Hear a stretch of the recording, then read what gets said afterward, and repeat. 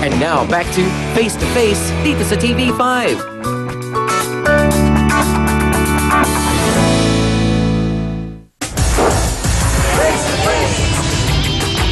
Hindi na nagawa pang magpaliwanag ni Jimwell at dahil nga sa nagiinit na damdamin ni Kuya Francis, hindi nyo na nagawang pag-usapan, hindi mo na inalam.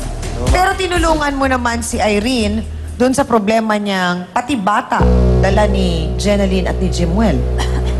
Po, ma'am. Tinulungan ko po, mama.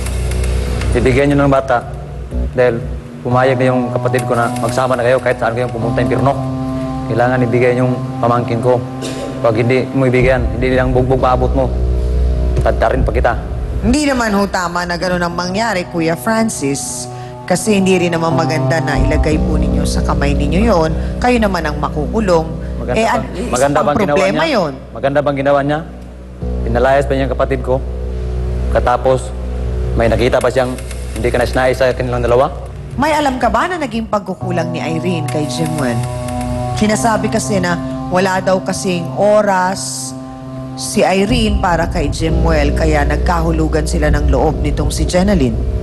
Totoo yan na walang oras talaga yung kapatid ko.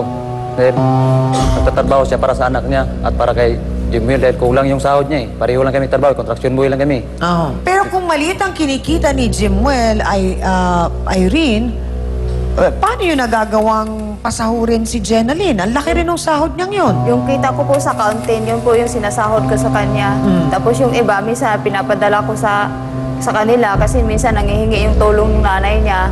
Tapos ganun pa ginawa niya sa akin. Ewan ko kung ano pagkakamali ko sa kanya, hindi naman ako nagkulang sa kanya. Bilang pinsan, sinahuran ko siya ng insakto, pinakain ko siya, lahat na binibigay ko sa kanya, pati pa asawa ko, inangkin pa niya. Ang kapal mo talaga. Hindi ka ba naawa, Jeneline, kay Irene? Hindi ka ba naawa sa akin? Lahat ng Hindi ka binibigay ko naawa. na sa'yo. Bakit? Alam ko naman pong malaki yung pagkukulang niya sa asawa Wala niya. akong pagkukulang. Wala ka bang balak na ibalik ang bata kay Irene, Jeneline? Bigay mo lang sa akin yung bata, sa'yo na yung Hindi asawa ko ko. lang po alam kay Jimwell. Hindi mo alam kay Jimwell. Si Jimwell Bakit? lang po ang magdesisyon niya. Si Jimwell na lang. Hindi kaya ang nangyari nun, Jeneline, dahil sa ikaw ay bata pa, baka parang nangarap ka lang na gusto mong magkaroon ng pamilya at ito yun, at nagkataon lang na nandun si Jimwell, kaya nagkahulugan kayo ng loob. Hindi ko naman po Parang crush mo ba si Jimwell? Mahal ko na po talaga siya agad. Nung una mo palang nakita? Hindi, mga months po naman. Paano mo nasabing mahal? Ano ba yung ibig sabihin ng mahal? Nahulog na po yung love ko sa kanya eh. Basta alam ko po mahal niya po ako eh. At mahal ko rin po siya. Ano nga ang ibig sabihin ng mahal? Mahal po namin yung isa't isa eh. Ano po? Wala kang ibang naging boyfriend? Wala naman po. Siya So lang si Jimwell lang ang una mong naging karelasyon at ngayon nga ay 5 taon na kayo. Bakit mo siya inibig? Dahil nga po dun sa magkasama kami sa isang bahay. Araw-araw ko siyang nakikita. Natatanaw. Alam ko na kung ano siya, kung ugali niya. Yun po. Anong minahal mo sa kanya? Siya po. Minahal ko po siya. O eto na ang lalaking hinahanap mo. Hindi mo nakausap, hindi mo narinig ang paliwanag niya. Abay, alamin na natin mula sa kanya mismo, bakit mo iniwan si Ate Irene? Bakit ka sumama kay Jeneline? Bakit kinuha mo ang bata na dapat ay na kay Ate Irene? Ang dami naming tanong. Halika na nga, sagutin mo na ang lahat ng yan. Jimwell Malinaw, pasok!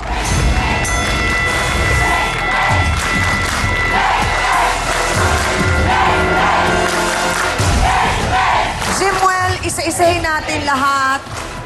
Paano mo nagawang lokohin si Irene? Siyempre po, pag yung hindi niya marunong mag-alaga po eh. Sa anak namin Paano eh. hindi marunong mag-alaga? Inalagaan Tapos, naman kita. lagi niya ako inaway kasi gusto siya magtrabaho sa ano po. Eh, bakit Trabaho kulang mo siya naman sweldo para mo? yung anak namin mapaaral daw. So kung hindi sapat ang kinikita mo, natural, syempre, tutulong si Irene para mabuhay ang anak ninyo. Pero dapat po, kung gusto namin paralin yung bata, kahit konti naman kinikita namin, kailangan hindi ko sa patrabahuin kasi Bakit? siyempre habang buhay yung ano namin yung kahit gano'n na lang kinikita ko. Kulang nga yung kita mo, kaya nga ako nagtrabaho eh. Paano natin paralin yung bata? Kulang nga yung kita mo. So bakit mo pinalaya si Irene? Pinalayas ko siya po kasi hindi ko na siya gusto po eh. Malaki ka? Ang tibay ng mga bitawang salita ni Jim Well Kapal ang mukha mo. ay mga kasagutan sa iba pa nating mga tanong. Abangan nyo, magbabalik po ang Face to Face. Paano ka ba alagaan ni Jenaline? Pagdating ko sa trabaho, anaban niya ako ng tuwalya, punasan niya ako. Tapos, naghahanda na lahat po. Naghahanda na lahat. Yung mga pagkain ko, naghahanda na. Kumbaga, ang hinahanap niya talaga ay yaya. Miss Amy Perez would like to thank the following: Dr. Steve Mark Gan of GAOC Dental Clinic, Salon de Manila, Watercolors Makeup, Gloss Nails, Giscavelli Eyewear, Dr. Manny and Pai Kalayan, Wade. Hans Mortel would like to thank the following: Dr. Ariel Recto Dabalus, Nail Necessity, Head, Foot and Body Spa, necessity for your body and soul. Face to Face would like to thank the following: AXN Time and Sports Shades, F101, wear your needs. Home Appliances by Minami, galing ng quality. Ito ang tunay na masarap, Select Soy Sauce. Kaya toyo pa lang, ulam na. Ito ang bilhin. Prime Rocks Bleach, ang bleach na di masangsang. Mabisa na, mura pa. Gawang Pinoy.